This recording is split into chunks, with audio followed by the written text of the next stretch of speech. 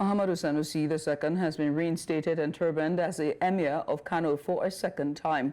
The coronation of the former Central Bank of Nigeria governor as the 16th Emir took place on Friday at the Kano State House, Government House.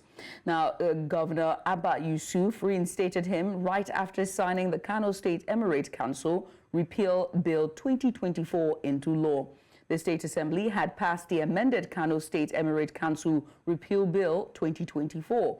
The law repealed the 2019 version, which balkanized the Kano Emirate into 5 jurisdictions and was relied upon to dispose Sanusi as Emir in 2020. However, a federal high court in Kano has ordered the state government not to enforce the new law. Conferred on me by the Kano State Emirate Council Chiefs, meaning Appointment and Disposition Law of 1984, and in consonance with the Kano Emirate Council's Repeal Law 2024, and supported by the recommendations of the Kano Emirate Council's kingmakers, who are here with us, I, Governor Abba Yusuf of Kano State, have the singular pleasure to confirm the appointment of Sanusi Lamido Aminu Sanusi as the Emir of Kano and the head of Kano Emirate Council. Let's also tell you that Justice Liman of Federal High Court reportedly granted an ex-parte order stopping Governor Abba Yusuf-led Kano State government from reinstating Emir Muhammadu Sanusi II. The suit against reinstatement of Sanusi was filed by Wansarki Dawaki Baba Aminu Baba Dad Agundi. Justice Liman granted leave to the plaintiff applicant to issue and serve their concurrent originating motion, as well as all other court processing on the 6th defendant IGP in FCT Abuja and outside the jurisdiction of the Honorable Court. The parties were ordered to maintain status quo ante the passage and assent of the bill into pending the hearing of the fundamental rights application. The judge adjourned the case to 3rd June 2024 for hearing of the fundamental rights application.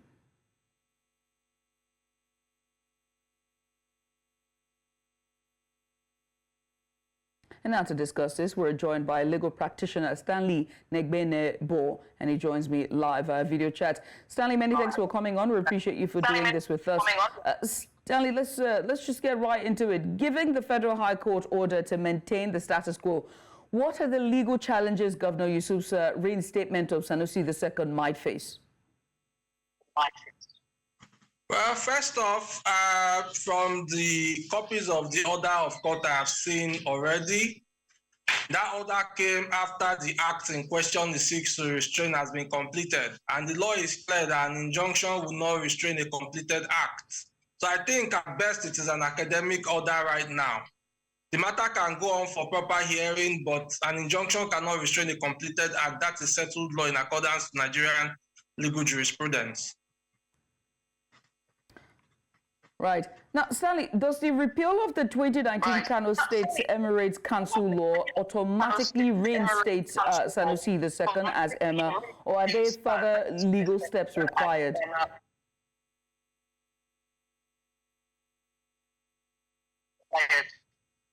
Well, there are 2 things that are involved here. The repeal of that law does not automatically confer reinstatement. That reinstatement has come to be already. The governor only acted on the fact that that law had been repealed, and upon that repeal meant it decided to do the reinstatement. So 2 activities happened: the legal action of the State House of Assembly, concurrently running with the administrative action of the state governor to confirm and conclude the reinstatement of the Emir Sanusi Lamido Sanusi.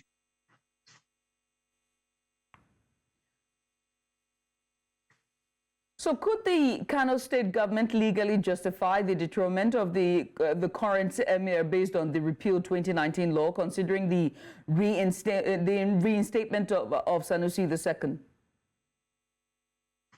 Well, first things first, before you question legality of issues, the question should be, was due process of law followed?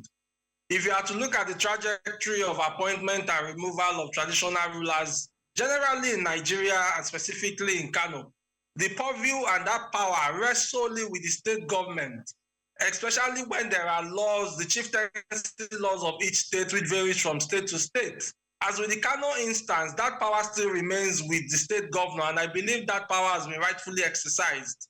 As to whether or not a removal is proper or otherwise, the courts are there to determine that, but I feel the administrative action of the state governor is in tandem with the provisions of the law, unless and until it is set aside. So, with a court order against enforcing the new law, what legal options does the Kano state government have to permanently reinstate Sanusi II as the emir?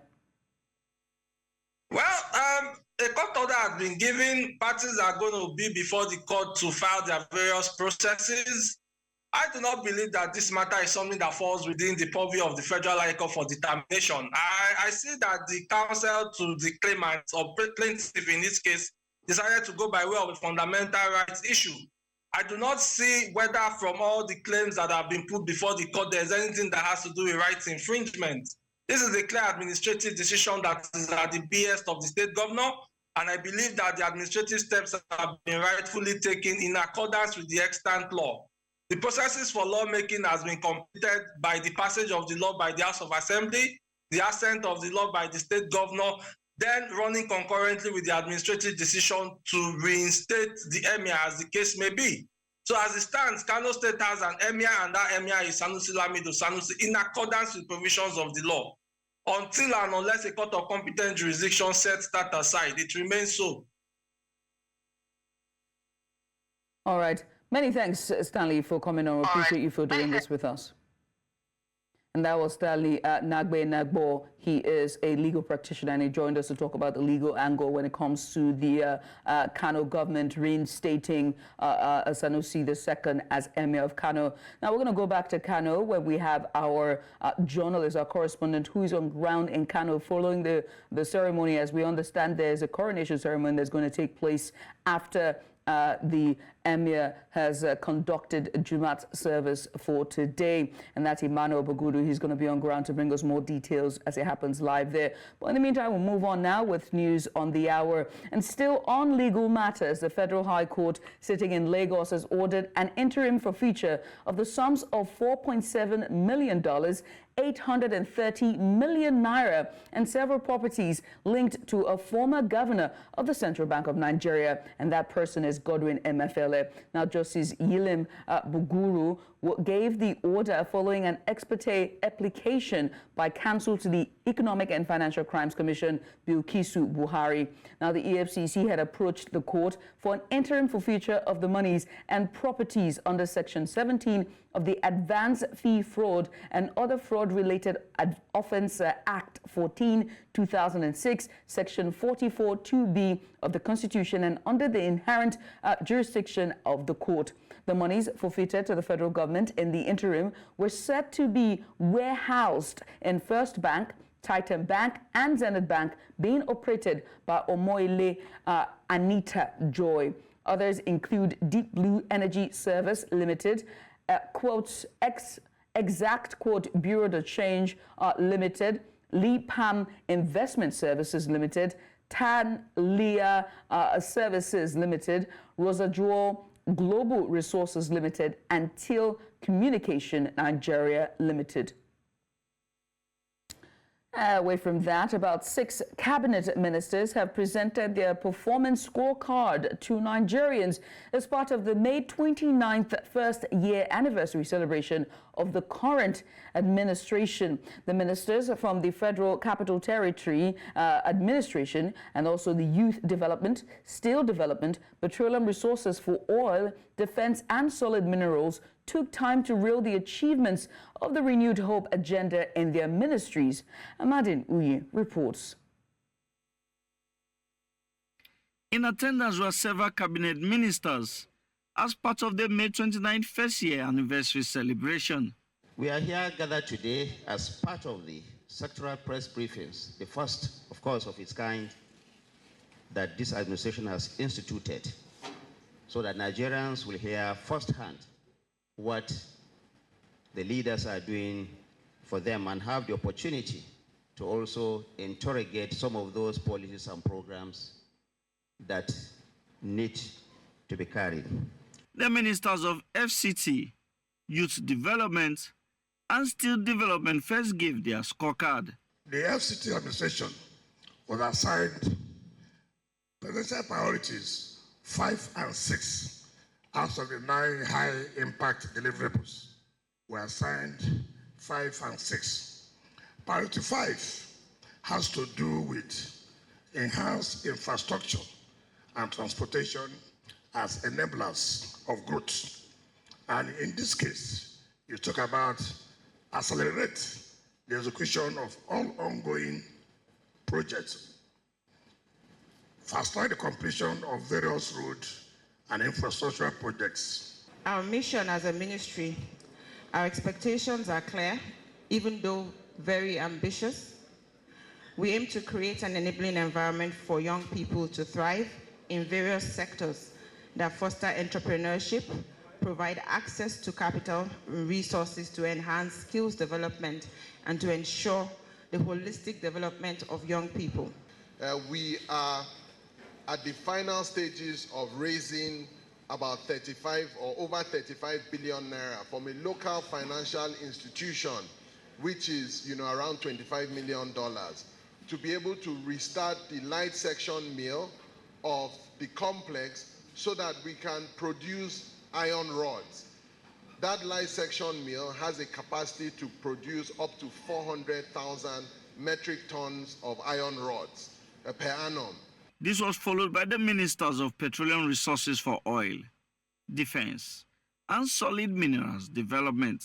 At the time we took hold of office, we were assigned into the Ministry of Petroleum.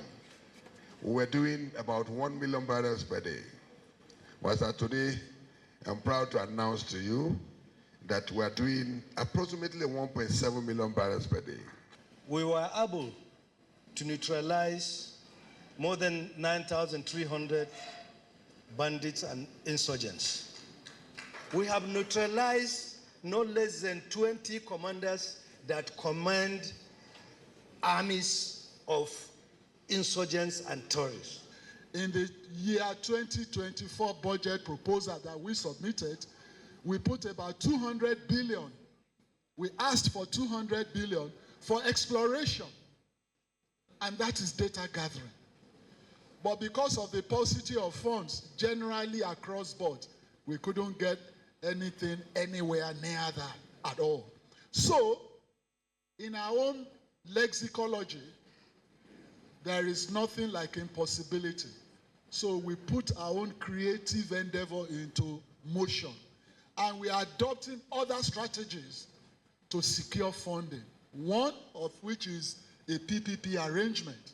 The scorecard series is expected to continue on May the 24th. In Abuja for News Central, I am Amadine Uyi. And on to security matters now. The Kogi State Police Command has rescued 5 victims kidnapped earlier at Arosheura area of Ajaokuta, Kogi Central. They were said to have been rescued in Adugo forest near Ajaokuta in Kogi Central by the police in collaboration with the local vigilantes on Thursday. In a statement issued on Friday, the State Police Public Relations Officer, SP William Aya, stated that the victims were kidnapped on the 17th of May while on transit along the Ajaokuta-Adugo road. He explained that the hoodlums engaged the team in a gun-duel but abandoned their victims and fled due to the superior firepower of the police. And now to health. The Coordinating Minister of Health and Social Welfare, Professor Mohammed Pate, announced a substantial surge in enrollment quotas for medical and health professional schools. The quota has now been moved up from 28,000 to 64,000 annually. Speaking at a ministerial briefing in Abuja, concerns were raised over the escalating immigration of healthcare workers due to poor conditions. Data showed significant departures of consultants and resident doctors seeking better prospects abroad. Pate emphasized the need for concerted efforts in education and infrastructure to address the healthcare workforce deficit. He highlighted progress in primary healthcare centers with an increase in skilled birth attendance and recruitment of over 2,400 health workers for rural areas. Additionally, the government disbursed funds to improve healthcare accessibility, with 23 states already benefiting. Still on health, the Oyo State Governor, Seyi Makinde, has approved the immediate recruitment of doctors, nurses, consultants, and other healthcare professionals in the state. The chairman, Hospitals Management Board, Akin Fagbemi, in a statement issued after a meeting with leadership of the National Association of Nigerian Nurses and Midwives in Ibadan, the state capital, said the move was to address the pressing issues raised by the healthcare workers. Fagbemi said the significance of the governor's decision to recruit additional healthcare professionals is to address the shortage of staff in hospitals and healthcare centers across the state. The Minister of Works, David Umahi, on Thursday held a stakeholders meeting to address compensation and environmental issues regarding the Lagos-Calabar Coastal Highway project. Now, this is the third stakeholders meeting being held since the announcement of the project after some demolitions were carried out. News Central's Bettina Unweli reports.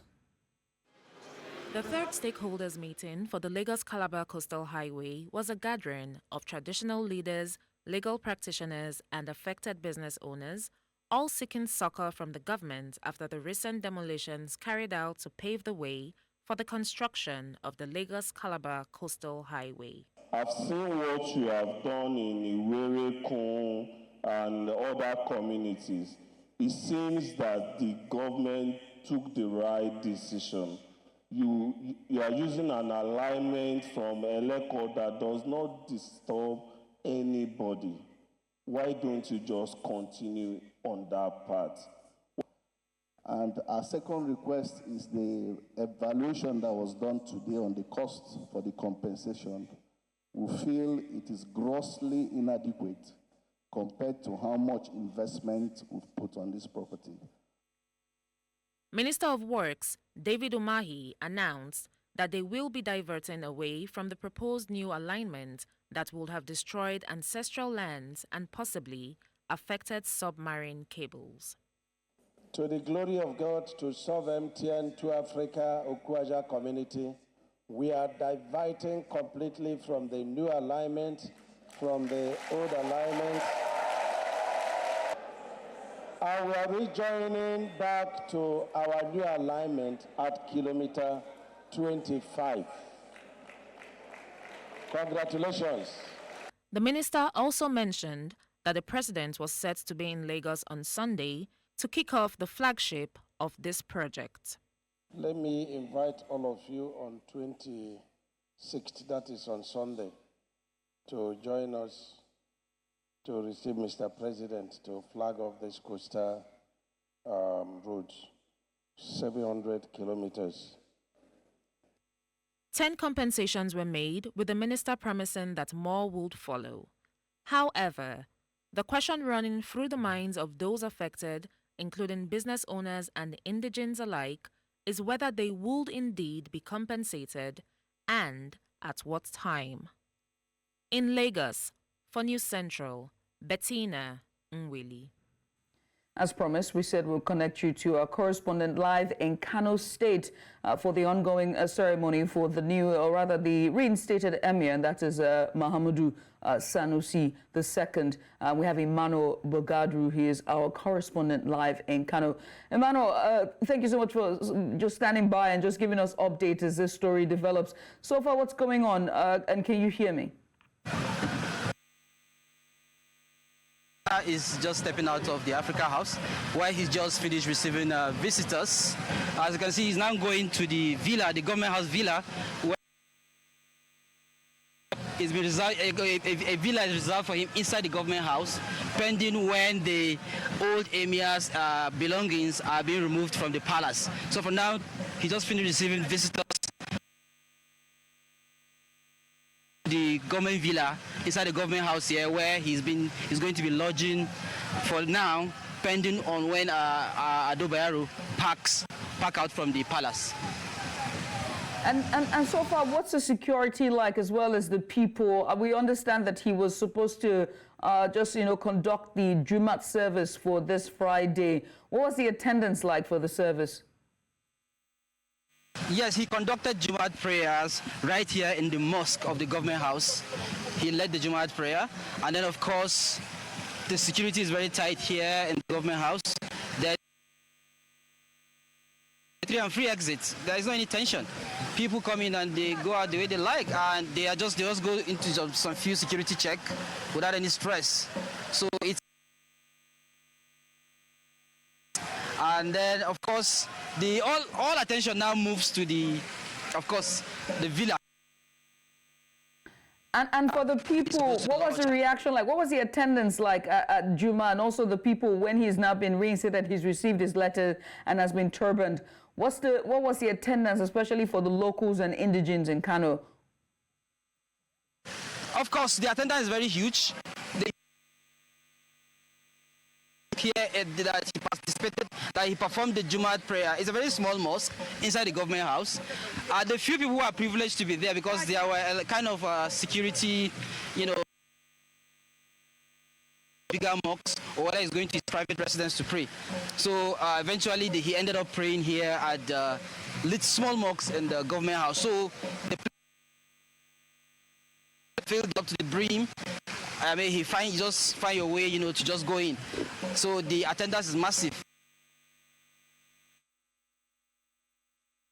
Emmanuel, we seem to be having issues there with your connection, but we'll try to continue to bring you the story as it unfolds. But Emmanuel, many thanks if you can hear me.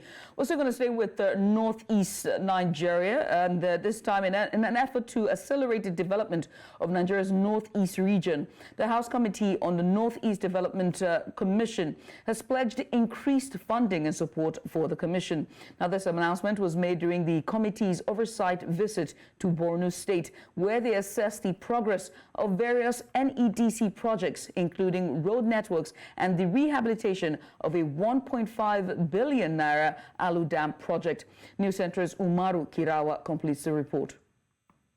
Zabarmari, Dusuman, Koshebe and Kaddamari are some of the rice-producing communities in the conflict-affected northeast Nigeria.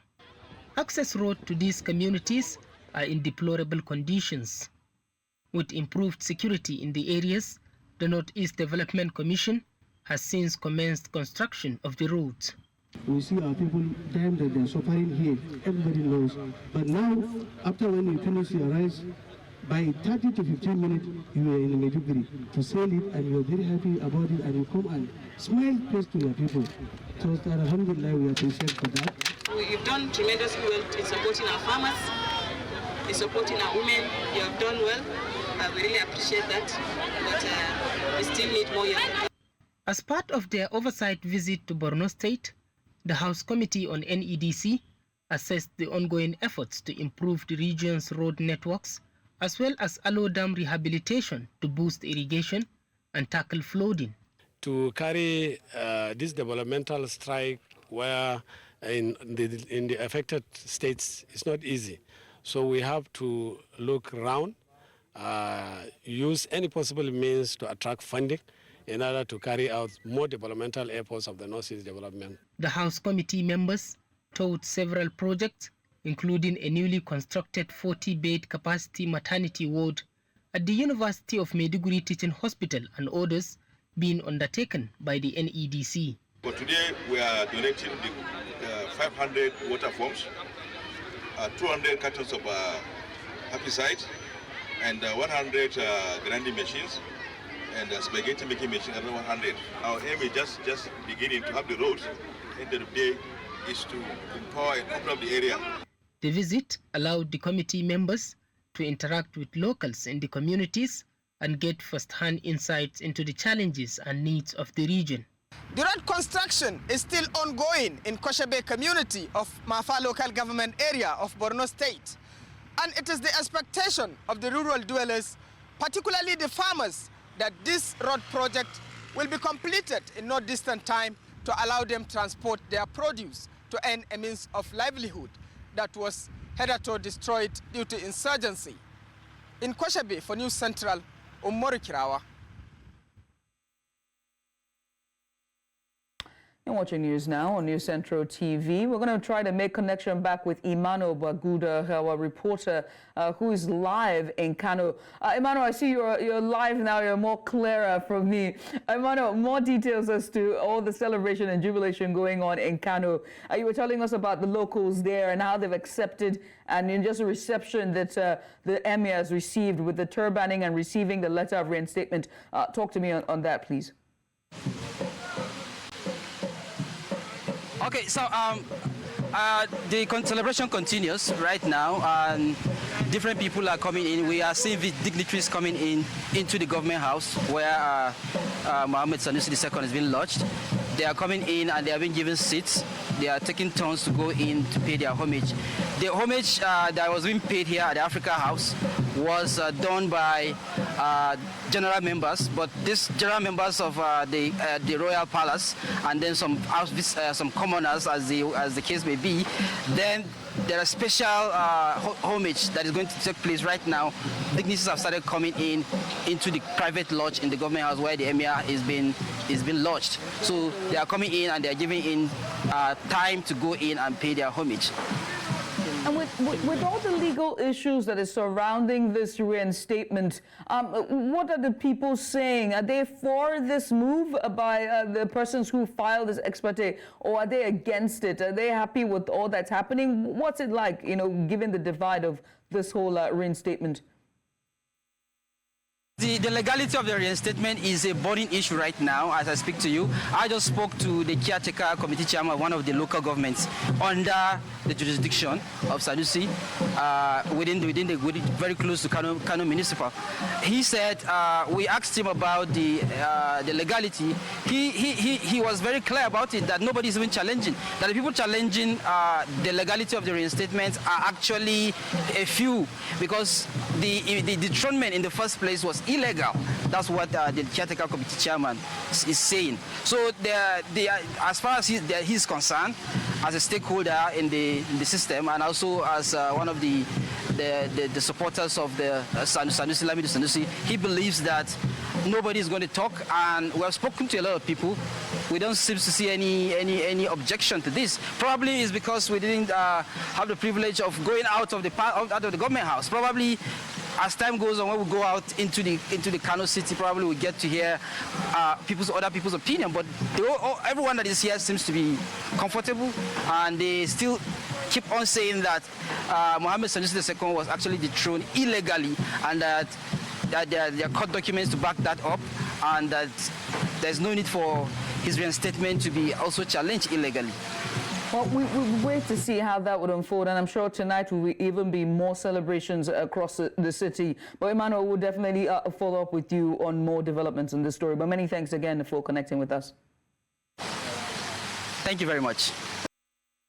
News Central now continues in West Africa, where Benin Republic has blocked border crossings to Niger Republic across the river between the neighbors on Thursday in an escalation of tensions since the military seized power in Niamey last July. Benin and Niger have engaged in increasing tit-for-tat accusations in recent weeks over the movement of goods, despite West African bloc ECOWAS in February lifting sanctions imposed on Niger's military rulers. Now, relations over the border are also complicated by a spillover from expanding jihadist conflicts in Niger and Burkina Faso that increasingly threatened Benin and its Gulf of Guinea neighbors, and that is Ghana and Togo. The bodies of 3 more hostages killed on 7 October have been found in Gaza, Israel's army has said. The hostages' families forum named them as Michael Nisabam and Hanan Yaluka, as well as Oryo Hernandez Rudaks, and said their bodies had been returned to Israel for burial. The bodies were identified by medical officers at the officials at the Israeli National Forensic Institute and the Israeli police. The Israeli military's spokesman, and that's Daniel Hangari, said they were found following a joint operation between the IDF and Shin Bet, Israel's security service, in the Jabalia neighborhood. French Prime Minister Gabriel Attal paid tribute to the French-Mexican Hamas hostage, and that's Horion Hernandez Randux, on the sidelines of a visit to Valeix in southeast France, where he gave a progress report on juvenile delinquency. And more on this, I'm joined by international correspondent, and that's Afia Hagen. Afia, a very, very sad story here, but can you tell us more about the hostages? Yes, a very sad situation, the recovery of these bodies of these hostages. You had 59-year-old Michel Nissenbaum, a Brazilian-Israeli citizen who was taken by Hamas when he was actually trying to rescue his 4-year-old granddaughter. He had 2 daughters, 6 grandchildren, one of whom he was yet to meet. And then you had Hanan Yablonka, who was 42 years old, a devoted and loving father to 2 children. He was attending the Nova Music Festival, which was one of the targets of Hamas when they paraglided into Israel on the 7th of October. And then you had Orion Hernandez Rudoy, that was a French-Mexican citizen who was attending the Nova Music Festival as well, with his partner Shania Luke and their friend Cachette Cassarotti. Now, Luke and Cassarotti were both killed at the festival, whilst Hernandez Rudoy was taken and his body was discovered. Now, you had 4 other bodies of hostages discovered last week as well.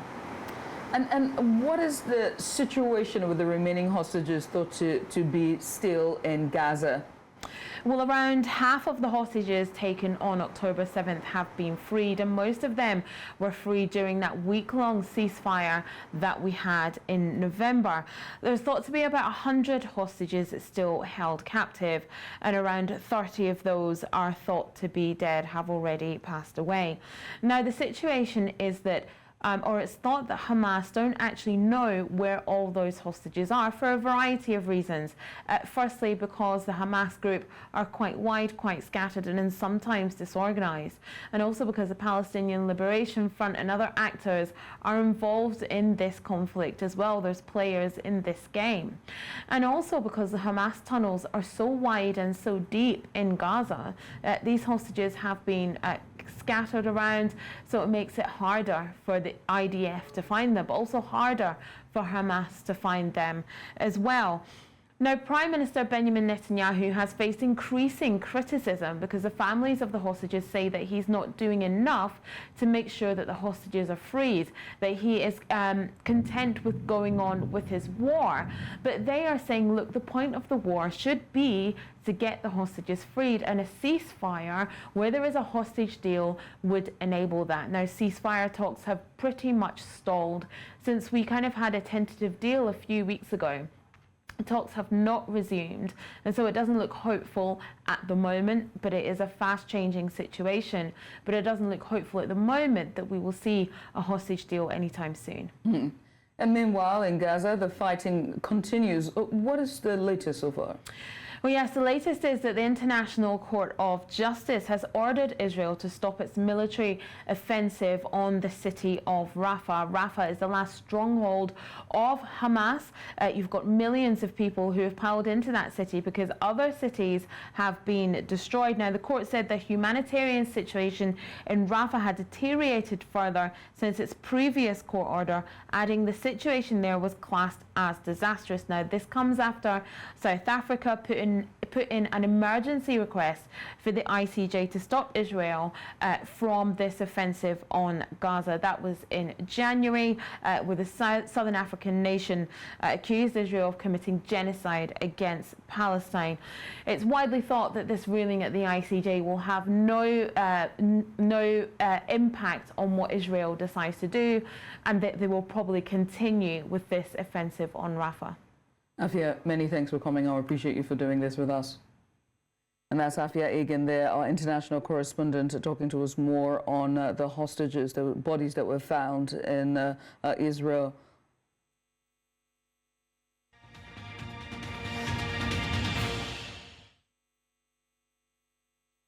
The president of Ghana Union of Traders Association has urged the Bank of Ghana, BOG, to ease the stringent requirements for businesses to exchange money. Dr. Joseph Obang emphasized that the current regulations inadvertently drive traders towards forex bureaus and the black market instead of mainstream banks due to the fear factor associated with the stringent documentation. He called for the relaxation of these requirements, suggesting that the BOG's core mandate should not involve detailed accounting for every transaction, as this should be the responsibility of the Ghana Revenue Authority, GRA. Now, this call comes amidst the Ghana cedi's depreciation against major foreign currencies, with corporate demand soaring. Ivory Coast market regulator is taking steps to combat fraud associated with fair trade certified cocoa contracts. According to Viz Brahima Kone, the managing director of the regulator, the Coffee and Cocoa Council, CCC, recently halted the sale of fair trade certified contracts due to a significant increase in certified cocoa. Kone expressed skepticism about the high percentage of fair trade certification, stating that it was not plausible. He suggested that buyers and cooperatives were exploiting the program to manipulate multinational companies into overpaying. To address the fraudulent contracts, the regulator is considering limiting the number of cocoa buyers and potentially increasing the buyer's margin. Audits will be conducted on buyers involved in fraudulent activities. In addition, Ivory Coast plans to introduce a new certification and traceability system next year to align its cocoa with European regulations and reduce the risk of fraud.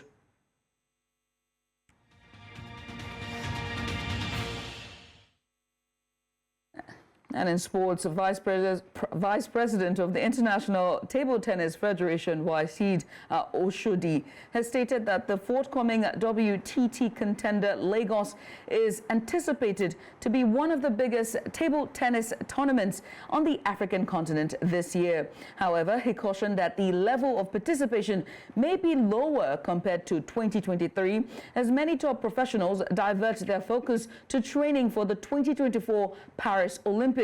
While the WTT Contender Series may draw slightly fewer elite names than in a non-Olympic year, the Lagos tournament would feature many of Nigeria's finest players like Quadri, Aruna, Omotayo Olajide, Offiong Edem, Fatima Bello, battling for $80,000 prize money. The WTT Contender Lagos provides the homegrown talent an opportunity to compete against overseas rivals on home soil.